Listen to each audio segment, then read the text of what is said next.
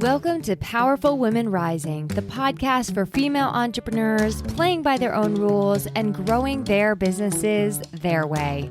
Join business relationship strategist and your host, Melissa Snow, as she brings you practical perspectives and candid conversations.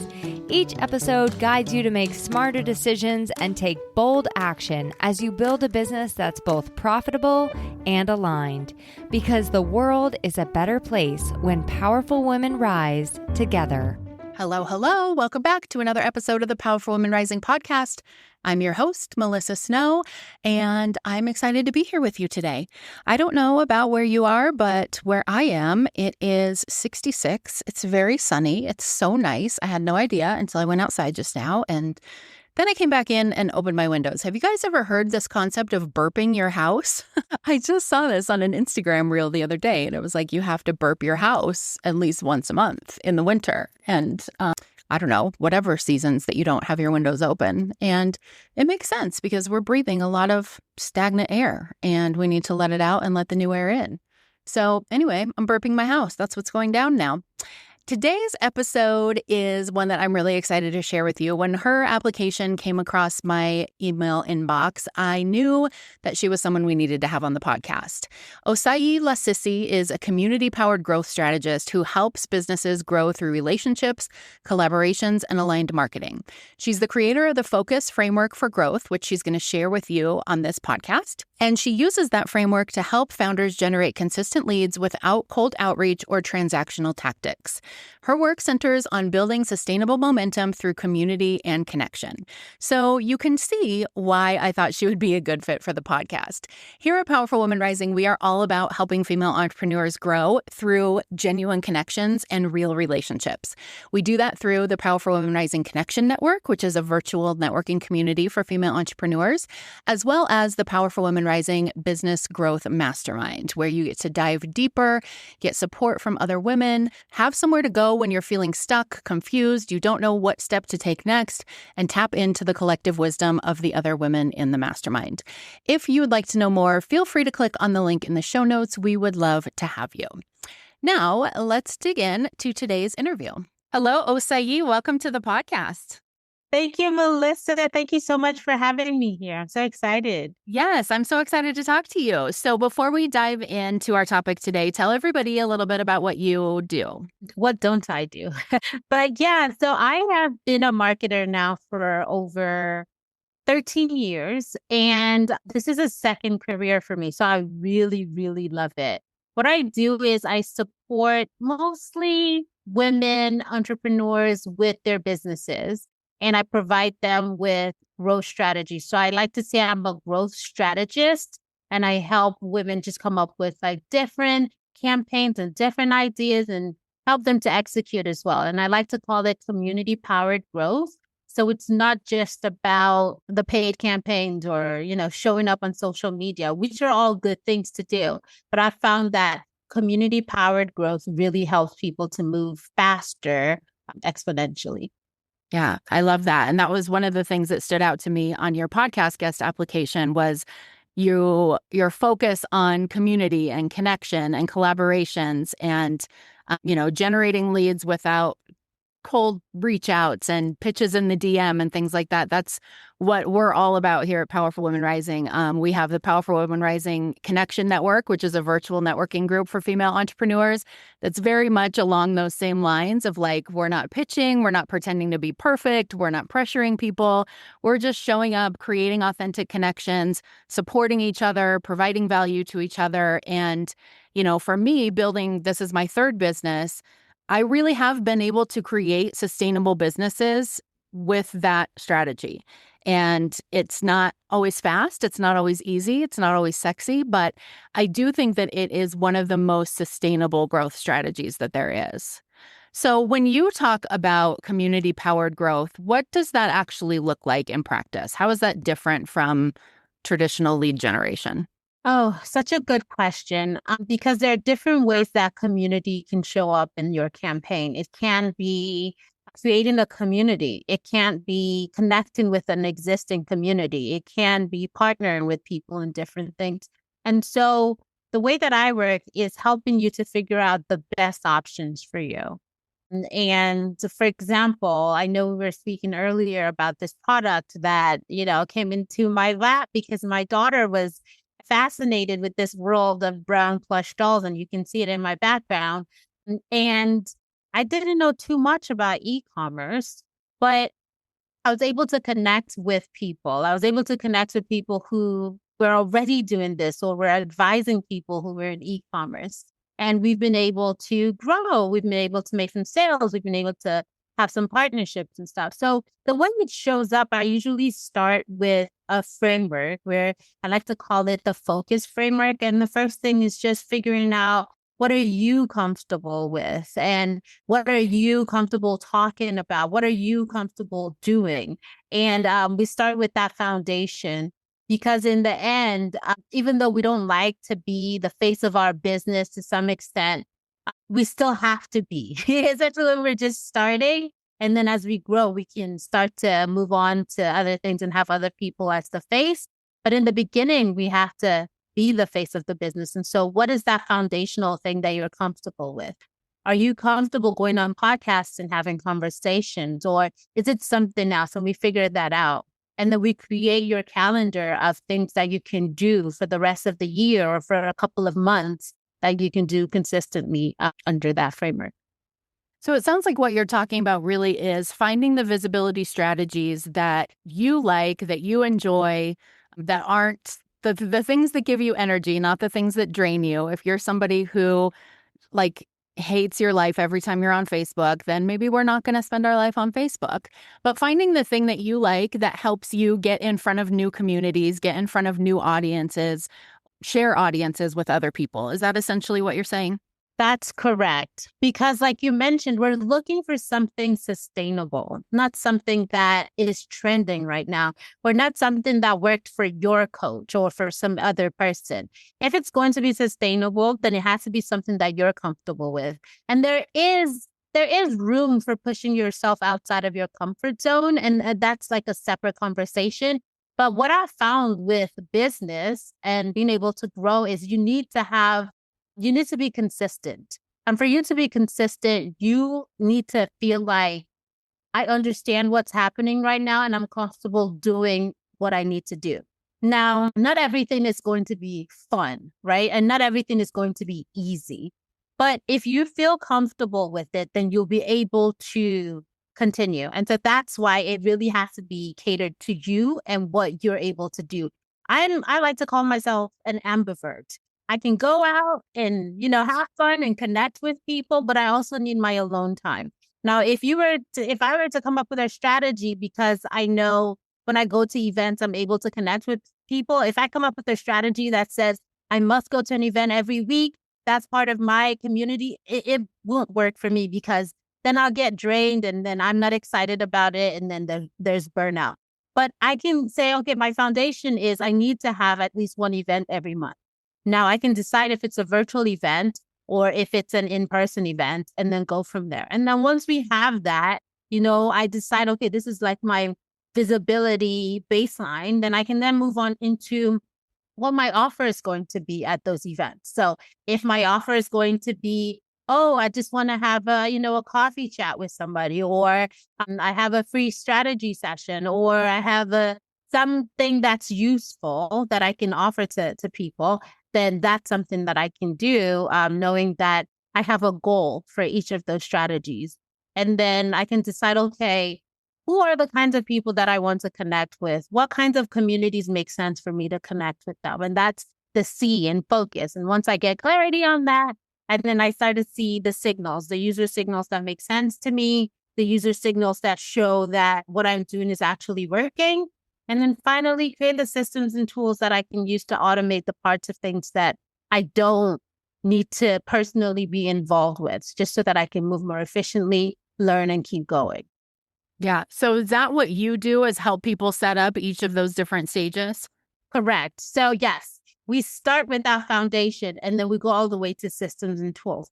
What I found out about a lot of women entrepreneurs is that we get really nervous about tools, about new software and things like that. And so I've always been able to support a lot of women and just kind of explain to them that, look, this is a tool. Use what part of it you're comfortable using. And then I can support them with like creating that framework or creating templates or creating whatever structure they need so that they feel confident to do what they need to do, and so that it doesn't stop them from creating the change in the world that they're excited about. Yeah, I love that. I think that's brilliant because every step that you're mentioning on this focus path makes sense in terms of how it works together and how each step doesn't work without the other step, but it also sounds like a lot to try to figure out yourself. One of the things that I talk about a lot with networking is people will go to a networking event and then they'll be like, I hated it. I hate networking. I'm never going to another networking event again. Right. But it's like, there's so many different ways to network. You can do it virtually. You can do it in person. You could do co-ed groups. You could do women only groups. You could do ones that are very structured. You could do ones where it's just like, come get a drink and a snack and mingle. And something is going to work for you. Something is going to feel good for you. Those events where you just get a drink and a snack and mingle, that's like my worst nightmare. Like I literally dream about that and not in a good way. But that's how you figure it out, right? Even with, if we're talking about these other growth strategies, podcast guesting or speaking or being in a book or whatever it is, collaborating with other people on workshops or projects or whatever, having someone to guide you through those different things to give you the courage to try them, to help you figure out how to try them, and then to be able to say, okay, I liked that, I didn't like that, and turn it into an actual like repeatable plan that doesn't drain you is brilliant. Thank you. Thank you. And I'd say the main thing also is helping people realize that we're all learning, So I think sometimes when people feel really sad or they feel upset about going to a networking event and they feel like it was a waste of time and it was stressful, was because they probably thought success was supposed to look differently, right? Or feel differently. And so that's also where I come in and just kind of help them to just figure out what the goal is for each event. And then if you've accomplished that goal, yeah, then that was a successful event, right? And then once you know what success looks like, also let you know that not everything is going to be successful because that's all part of the journey. And some of the people that you're seeing out there, they're gregarious and boisterous and everything. You feel like they have it all figured out. They might not. Some might, but some might not. And it's okay because you're on a different path. And so I found that being able to support the women that I work with, which is giving them clarity around what they're doing and how they can strategize, but also letting them know that it's okay for it not to look perfect has been quite useful. Yeah. And sometimes those metrics that we think are the definition of success, we don't see until later, right? We go to a networking event and then we're like, that wasn't a success. Nobody bought my thing. I didn't get any referrals from that. But sometimes it's because you have to keep showing up in the same space consistently to create those relationships.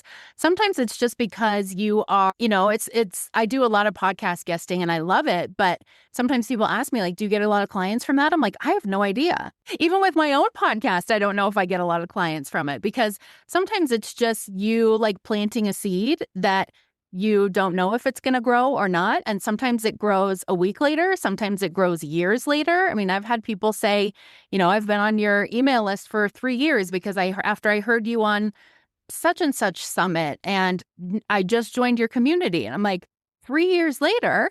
But so a lot of that, I like what you're saying about like having specific goals apart from those like money, clients, referrals, metrics, because sometimes you don't see those pay off until later. I heard someone say, like, look at your business like you're on a 5-year plan. So every year it's a new set of 5-year plans. But I think it helped me. It helped me because I'm one of those people that wants to get the sales quickly and get the, make all of those things. But if it's like, oh, this is a 5-year journey. So I might go out and I might not get a client right away, but something else might work out. I've been to events where I didn't make a sale. But then when I shared it on social media, people realized like I was a real person that went to an actual event and then made a sale from that.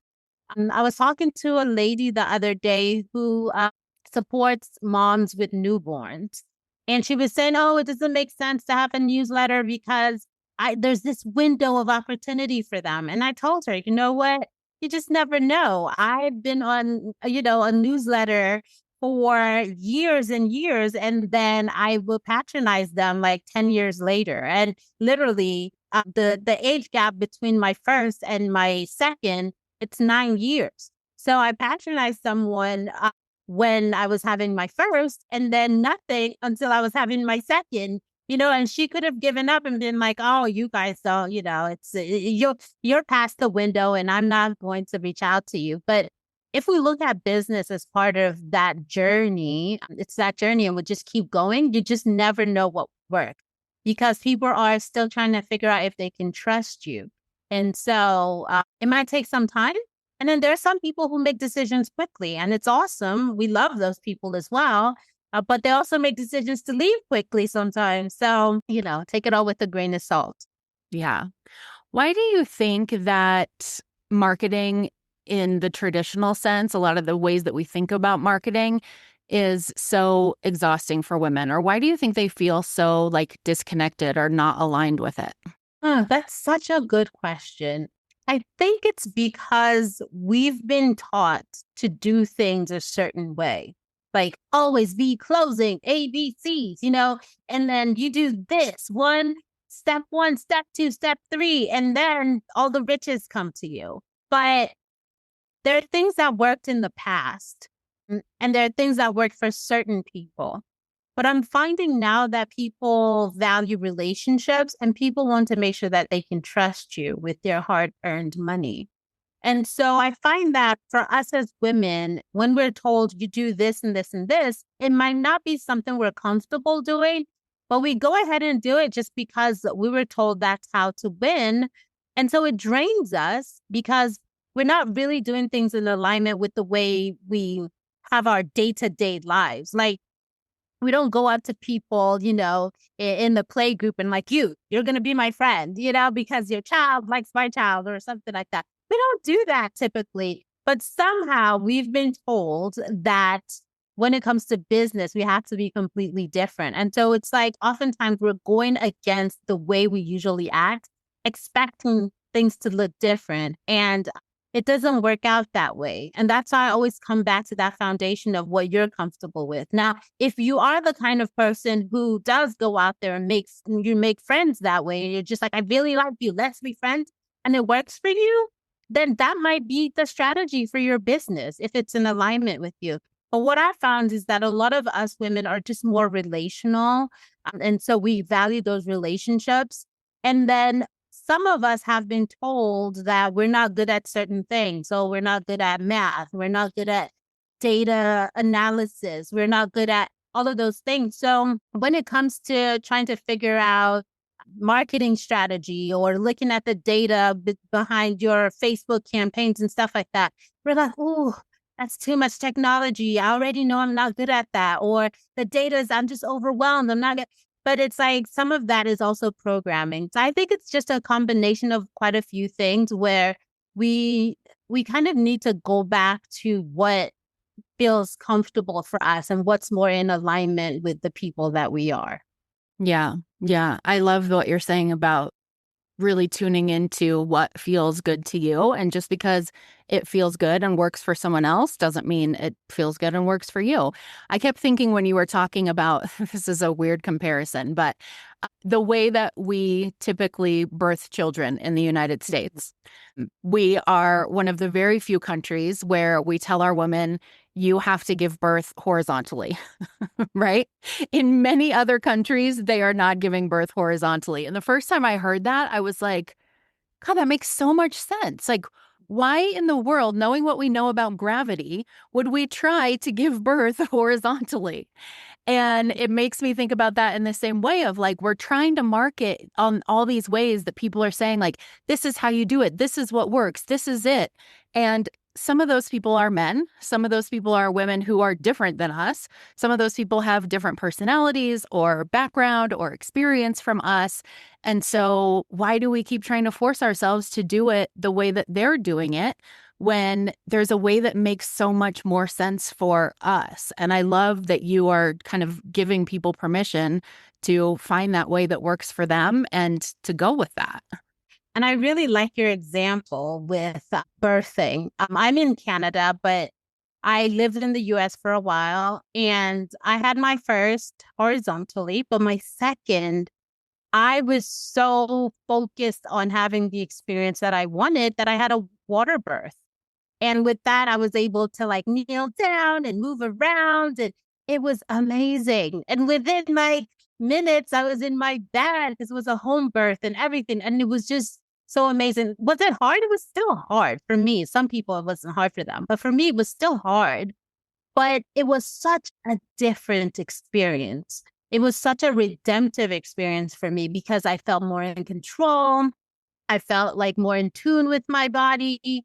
And that's what I like marketing to feel like for people, where it's like, I'm not going to tell you. All I can do is help you to optimize what works for you based on all these other skills that we can add on to what you're comfortable doing. So if you're like, oh, I love writing emails and I'm really good at writing emails, then we can say, okay, let us automate it so that you can write an email every week if that's what you want to do, or every month if that's what you're comfortable doing. Or if you're like, oh, I love going online and talking with people live. Great. This is the way we can systematize it for you and create systems for you where you can have your LinkedIn live or your Instagram lives or whatever, your IG lives or your Facebook live sessions, and how you can record it and all of those things. But if you say you don't like that, then I can't tell you that, oh, millions of people make millions of dollars doing this, because in the end, it needs to be about you and your comfort. And I keep saying that it's not about not going outside of the box. Like, you still need to push yourself. Just like with the example with birthday, there's still some hardness with it, right? There's still some challenges with it. There's still some stuff that you need to figure out and work through. And there'll still be some bits that are boring, or like, waiting because the kid is also involved in the birthing process. So not everything is going to be like, oh yeah, I'm doing this in my zone. It's fun. It's easy, da da da. But it's such a better experience that you're able to have unique ideas that are unique to you, that will make you stand out and will attract the right people to you. Yeah. Yeah. And sometimes all we need is someone to just give us that permission to say it's okay to do it a different way if you want to. Exactly. So if people are listening to this and they want to take the first step in starting to generate leads through collaborations, through community, through the things that we've been talking about, what is a good first step for them, even if they don't have a big audience right now? So my first thing I would say is figure out that foundation. What is something you'd like to do, or you're already doing and you like it? So if it's emails or podcasting, whatever it is, what is that one thing? And then the next thing would be, where can you go, or who can you partner with? Because it's always about community. Yes, you can start your own podcast and that's great.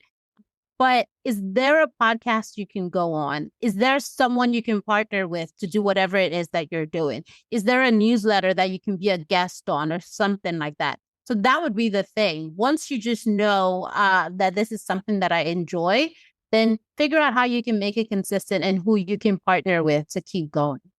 Yeah, brilliant. I love it.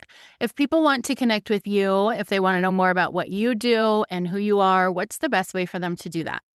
Yeah, so my name is Osayi Lasisi. For all I know, I'm probably the only Osayi Lasisi in the world for now.